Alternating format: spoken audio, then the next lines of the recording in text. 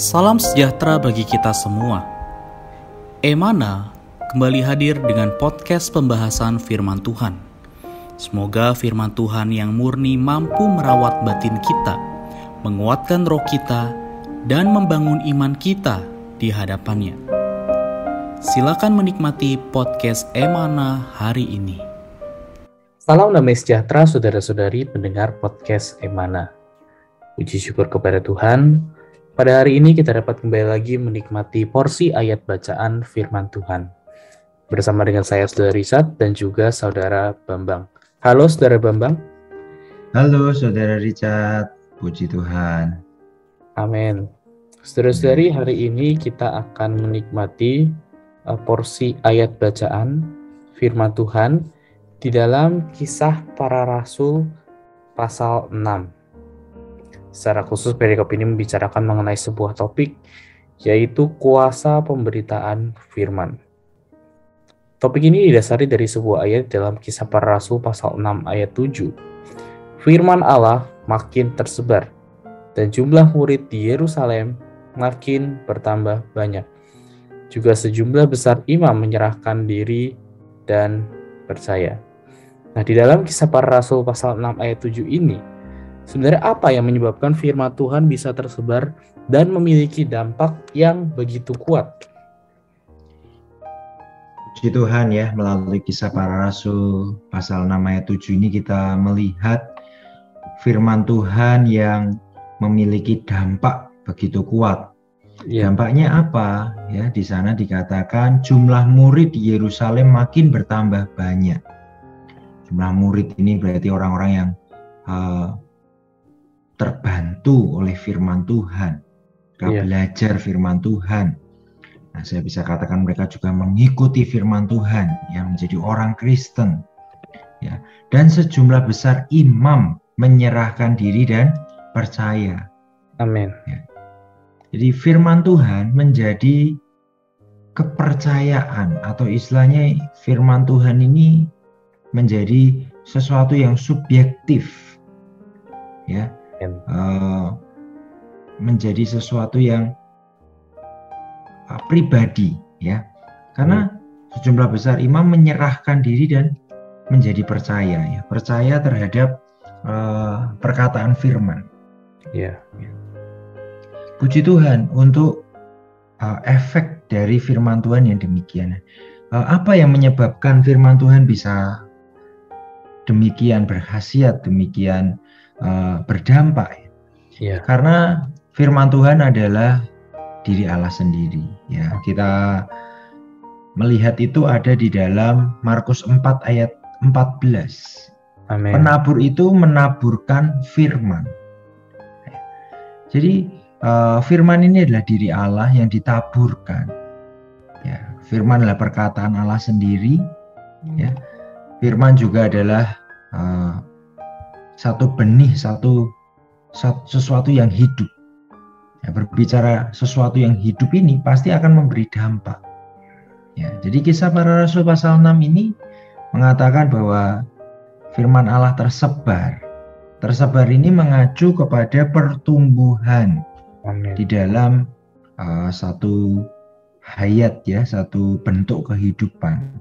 Jadi firman Tuhan ini hidup.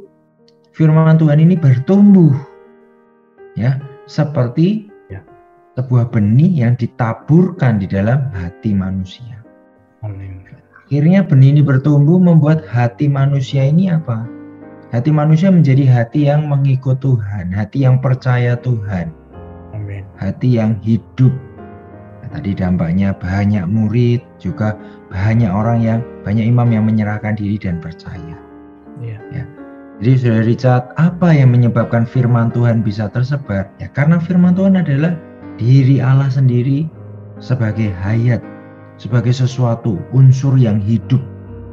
Ya, jadi hayat ini bertumbuh, hayat ini menyebar ke dalam hati setiap orang yang menerima firman. Amin. Amin. Ya, puji Tuhan ya bahwa firman Allah ini adalah firman hayat, ya, Ya, dengan demikian firman Allah yang ditaburkan ke dalam diri setiap manusia, dalam hati manusia, maka firman Allah ini dapat tersebar. Ya, dan dengan demikian memiliki dampak yang begitu kuat. Kemudian bagaimana kita bisa berbagian dalam penyebaran firman Tuhan hari ini? Apakah ada contoh teladan dalam menyebarkan firman Tuhan? Ya,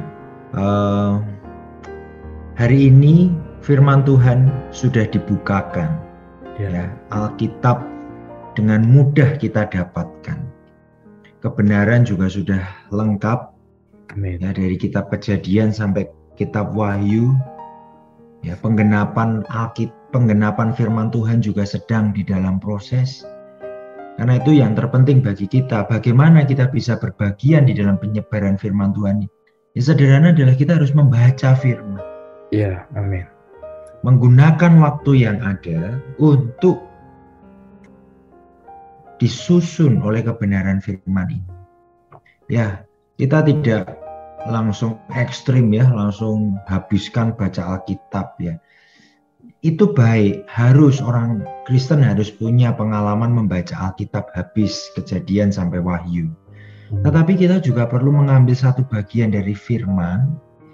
Kita benar-benar mendalami, ya, kita benar-benar merenungkan firman itu, ya, sehingga firman itu benar-benar subjektif di atas kita, menjadi pengalaman kita, menjadi berkat kita, dan dari ayat itu kita bisa sharingkan, kita bisa beritakan kepada orang lain.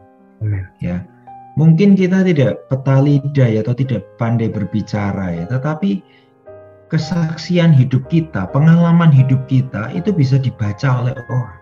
Amin. Dan apabila pengalaman hidup kita bersatu dengan firman Tuhan, maka itu akan menjadi satu kesaksian yang hidup. Firman Tuhan akan kuat, bisa diberitakan, dipersaksikan. Nah, kita harus menggunakan waktu kita untuk punya pengalaman-pengalaman subjektif terhadap firman Tuhan itu. Kita harus seimbang ya, Saudara Richard, baca Alkitab, tapi juga minta Tuhan membawa kita ke dalam pengalaman. Mungkin kita punya pengalaman, kita juga minta Tuhan supaya memberi hikmat pengalaman ini ya, sesuai dengan ayat firman Tuhan apa. Jadi jangan sampai pengalaman-pengalaman kita itu liar, pengalaman yang tidak ada Alkitabnya, ya, tidak ada perkataan firman Tuhan. Jadi kita mengandai-andai seperti ini firman Tuhan ya, jangan sampai demikian. Ya, karena pengalaman tiap-tiap orang bisa berbeda-beda. Tetapi firman Tuhan pasti sama. Maksud saya adalah firman Tuhan, dasar ayat Alkitabnya pasti sama. Tetapi pengalaman tiap-tiap orang bisa berbagai macam situasi bisa berbeda. Nah, itu perlu memiliki pengalaman terhadap firman.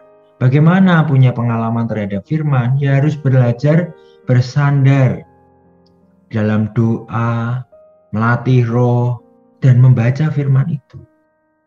Ya, kita harus memiliki waktu doa. Waktu doa adalah sebenarnya waktu merenungkan firman itu, waktu melatih roh itu, sehingga ketika kita menempuh penghidupan kita sehari-hari, kehidupan kita selalu dikatakan ya, firman-Mu itu pelita bagi kakiku dan terang bagi jalanku. Ya, itu juga bisa kita persaksikan supaya orang lain juga bisa mendapatkan manfaat dari firman itu. Nah, ini contohnya ya, teladan yang kita bisa ambil ada D.L. Moody. Dia adalah seorang pemberita Injil yang cukup banyak yang menyelamatkan.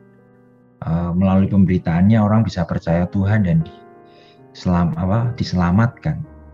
Suatu hari waktu dia memberitakan Injil, dia didekati oleh seorang terpelajar, seorang yang mungkin tata bahasanya itu baik gitu ya. Kemudian dia memberitahu Moody bahwa tata bahasamu itu banyak yang salah, ya, urutannya itu tidak pas gitu ya. Kemudian Moody menjawab apa?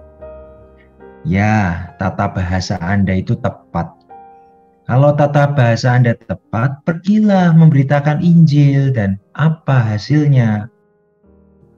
Saya tata bahasanya buruk, tetapi pemberitaan Injil saya telah menyelamatkan banyak orang. Jadi yang terpenting sebenarnya di sini apa? firman Tuhan itu tersebar atau tidak? Kita menjadi orang yang menyebarkan firman Tuhan itu atau tidak? Ya, memang akan lebih baik jika memiliki perkataan yang fasih, perkataan yang teratur ya. Tetapi firman Tuhan itu adalah hayat, hidup. Dan ketika kita menyebarkan firman Tuhan itu pasti hidup di atas setiap orang yang mendengar firman Tuhan. Nah, jadi apa yang harus kita lakukan hari ini? Kita perlu membaca firman Tuhan, merenungkan firman Tuhan itu, minta Tuhan membawa kita di dalam pengalaman dan persaksikan firman itu. Puji Tuhan, demikian Saudara Richard.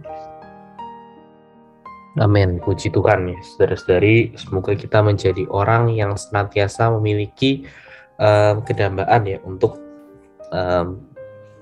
menikmati firman Tuhan, bahkan sampai menikmatinya secara subjektif ya, sehingga dengan demikian kita dapat berbagian ya, dalam penyebaran firman Tuhan ini.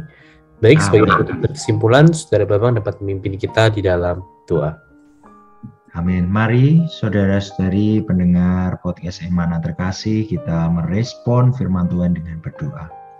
Tuhan, terima kasih melalui Kisah Para Rasul pasal 6 ayat 7 kami melihat ada firman Tuhan yang sangat memiliki dampak yang begitu kuat.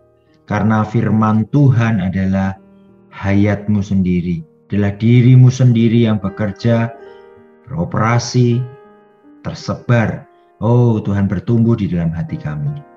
Tuhan, kami berdoa supaya setiap saudara-saudari pendengar podcast Emana hari ini pun juga bisa mendapatkan manfaat dari firman Tuhan, menerima kuasa pemberitaan firman ini, sehingga kami juga boleh menjadi kesaksian-Mu yang hidup. Kami boleh menjadi orang-orang yang menyebarluaskan firman-Mu juga. Terima kasih Tuhan Yesus, kami telah berdoa dan mengucap syukur. Amin. Amin, puji Tuhan. Terima kasih Saudara Bambang atas sharingnya hari ini. Tuhan Yesus sama-sama. Amin. Tuhan Yesus memberkati. Amin. Sekian pembahasan firman porsi hari ini. Sampai jumpa di podcast berikutnya. Jangan lupa untuk download aplikasi Emana pada handphone Anda untuk manfaat yang lebih banyak. Tuhan Yesus memberkati.